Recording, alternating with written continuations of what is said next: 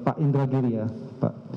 Nah, ini ada, kami contohkan ada fakta-fakta bahwa sebagaimana yang telah ahli dari psikologi klinis jelaskan, ditemukan adanya tingkat kepatuhan yang tinggi. Nah, terus kemudian dari tingkat kepatuhan yang tinggi ini digunakan untuk bagaimana digunakan sebagai untuk melakukan si Richard ini untuk melaksanakan tindakan sesuai dengan kepentingan atau kemauan daripada orang yang memberi perintah, yaitu dalam hal ini melakukan penembakan terhadap korban tadi. Nah, setelah terjadi penembakan, nah tingkat kepatuhan ini juga masih terus terlaksana. Dengan contohnya umpama Richard tetap diminta untuk membuat skenario-skenario. Nah, tapi kemudian seiring sejalan, kemudian Richard ini bersikap mengambil tindakan yang berlawanan arah, di mana dia menjadi orang yang ingin membongkar kasus ini atau menempatkan diri pada posisi sebagai justice kolaborator, artinya siap untuk membongkar ini. Nah, artinya ini kan ada kemudian peralihan dari kepatuhan yang menjadi tidak patuh. Dari sisi psikologi forensik bagaimana terhadap gejala-gejala sikap ini? Untuk memudahkan, izinkan saya untuk kembali mengelaborasi hal ihwal terkait dengan superior order defense tadi.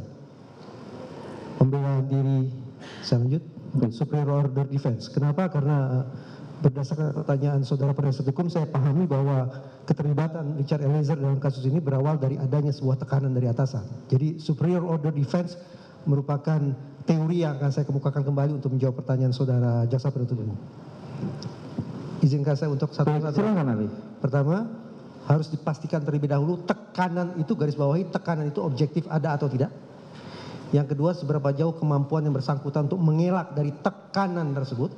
Dan yang ketiga adalah resiko atau konsekuensi apa yang akan dialami oleh yang bersangkutan apabila dia menolak atau menentang tekanan tersebut. Intisari dari superior order defense adalah bagaimana seseorang tidak bisa lagi mengelak dari tekanan yang dia alami, baik itu tekanan yang sifatnya positif maupun tekanan yang negatif, untuk kemudian melakukan sebuah perbuatan sesungguhnya tidak dia kehendaki. Itu dulu dipahami. Bahwa ada seseorang yang semula melakukan kejahatan, tapi kemudian dia banting setir sehingga mendapatkan status sebagai justice collaborator, sebagaimana saudara jaksa katakan, maka kita bisa pahami bahwa pergantian atau perubahan posisi tersebut disebabkan karena adanya tekanan yang sudah raib dari diri yang bersangkutan. Ketika yang bersangkutan sudah teryakinkan bahwa dia tidak berada di dalam kungkungan tekanan tersebut, maka kemungkinan dia akan berbalik arah menjadi suatu hal yang sangat realistis. Baik. Nah, ini umpama terkait dilihat dari faktor apakah ada tekanan. Nah, tekanan ini apakah sifatnya harus konkret, ahli, ya kan?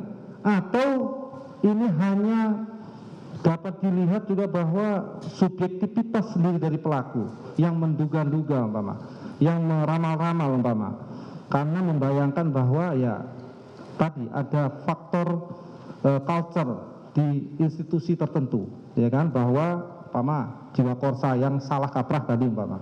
Nah, apakah harus konkret umpama jika kamu tembak dia, kalau tidak maka aku habisi juga kamu. Ini kan suatu tekanan yang konkret, ya kan? Nah, apakah juga bisa tekanan itu dilepaskan sendiri secara bebas terhadap pelaku itu sendiri yang hanya berdasarkan ramalan dan dugaan-dugaan atau bayangan dia sendiri, ketakutan tadi? Bagaimana pendapat Anda? Saya coba tafsirkan dulu, kalau pemahaman saya keliru tolong dikoreksi ya. Baik, silakan. Berarti saudara jaksa penuntut umum ini meminta penjelasan tentang bagaimana kita bisa memastikan apakah tekanan itu objektif ada ataukah subjektif belaka, begitu ya? Betul, betul ahli. Betul. Sebagaimana tempat saya uraikan tadi, untuk memahami secara utuh, secara jernih kita perlu rambah 3 dimensi sekaligus, yaitu dimensi makro terkait dengan bagaimana pengaruh organisasi terhadap individu yang bersangkutan, kemudian dimensi mikro yang saya tidak tahu apa sesungguhnya isi dimensi mikro saudara Richard Eliezer, saya tidak tahu, dan yang ketiga adalah dimensi meso, yaitu interaksi antara Richard Eliezer dengan pihak yang sebelum memberikan perintah atau tekanan tersebut, yaitu Verdi Sambo. Konkret pun saya tidak tahu interaksi apa yang berlangsung di antara mereka. Tetapi, sebagaimana tadi saya katakan, ada temuan-temuan yang lebih rinci dari Milgram yang patut untuk kita cermati dan mungkin untuk kita terapkan dalam persidangan ini untuk menakar seberapa objektif sesungguhnya tekanan yang dirasakan oleh Richard Eliezer tersebut. Nah, beberapa temuan Milgram tadi yang bisa digunakan untuk menakar apakah tekanan ini objektif atau tidak, objektif atau subjektif, sehingga Richard Eliezer melakukan perbuatan yang salah, perbuatan yang jahat adalah: pertama, adakah pihak yang memberikan perintah itu punya otoritas atau tidak? Berarti kalau pihak pemberi perintah itu punya otoritas, objektif, ada pihak pemberi perintah yang punya otoritas. Itu pertama. Yang kedua, apakah pihak pemberi perintah itu mengenakan kostum tertentu? Karena berdasarkan penelitian, tadi sempat saya katakan, ada perbedaan tingkat kepatuhan subjek penelitian, subjek eksperimen, ketika mereka diperintah dibandingkan ketika si peneliti memakai busana peneliti dan ketika si peneliti tidak memakai busana peneliti. Dan ketika si peneliti memakai busana sebagai seorang ilmuwan, sebagai peneliti, ternyata perintahnya lebih dipatuhi. Itu sudah dua, objektif ya. Ada kostum, silakan dicek saja bagaimana kostum yang dikenakan pada saat kejadian misalnya. Yang ketiga, lokasi kejadian, lokasi pemberi perintah itu, pemberian perintah itu dilakukan di mana? Di lokasi yang otoritatif atau lokasi yang umum saja. Misalnya dalam penelitian Milgram tadi, perintah untuk menyetrum itu diberikan, perintah itu diberikan, instruksi itu diberikan di perguruan tinggi, dan perguruan tinggi kita pandang sebagai lingkungan yang legitimate untuk sebuah penelitian.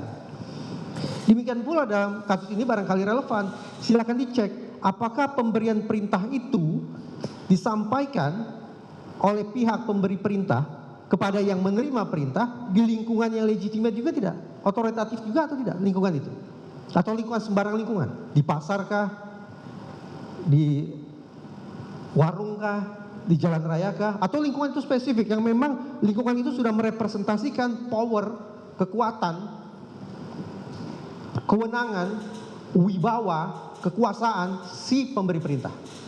Itu yang ketiga atau mungkin yang keempat.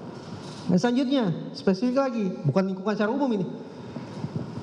Si pemberi perintah dan si penerima perintah berada di ruangan yang sama atau berbeda. Karena penelitian Milgram menunjukkan ketika perintah disampaikan sementara pemberi perintah di ruangan yang berbeda, tingkat kepatuhannya berbeda ini terhadap si penerima perintah. Tapi ketika penerima perintah dan pemberi perintah berada di ruangan yang sama, efeknya terhadap kepatuhan si penerima perintah itu sangat nyata. Dan jangan lupa, penelitian Milgram ini tidak berbicara tentang kepatuhan secara umum, bukan. Penelitian Milgram spesifik berbicara tentang kepatuhan seseorang untuk melakukan perbuatan yang merugikan orang lain. Kepatuhan seseorang untuk melakukan perbuatan yang salah. Kepatuhan untuk melakukan perbuatan yang jahat. Itu spesifik penelitian Milgram, bukan obedience atau kepatuhan secara umum, tapi kepatuhan untuk melakukan perbuatan yang salah. Nah, kalau unsur-unsur yang ditemukan oleh Milgram tadi itu ada, yang 5 poin tadi, maka kita punya alasan untuk mengatakan bahwa tekanan itu objektif ada. Dengan demikian, pemahaman kata tekanan tidak melulu harus dimanifestasikan lewat sebuah perintah lisan. Tapi tekanan itu, bahkan perintah itu, bisa termanifestasikan secara non-verbal. Itu dia hasil temuan Milgram.